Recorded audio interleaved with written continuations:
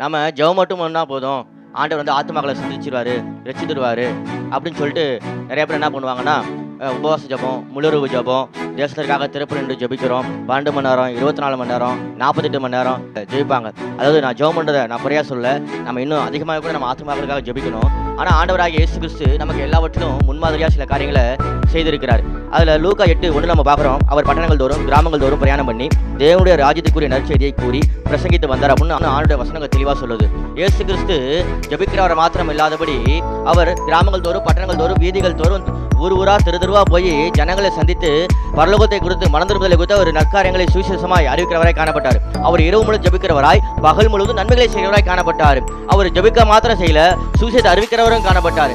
அதே போல நாமளும் ஜெபிக்கணும், அதோடு கூட சுவிசேஷத்தை அறிவிக்கணும். நாம பண்ற காரியம் எப்படி இருக்குன்னா, நாம சொல்றதை மாத்திரம் ஆண்டவர் கேட்கணும், ஆனா அவர் சொல்றதை நாம செய்ய மாட்டோம் அப்படிங்கிற காரியமா இருக்கு.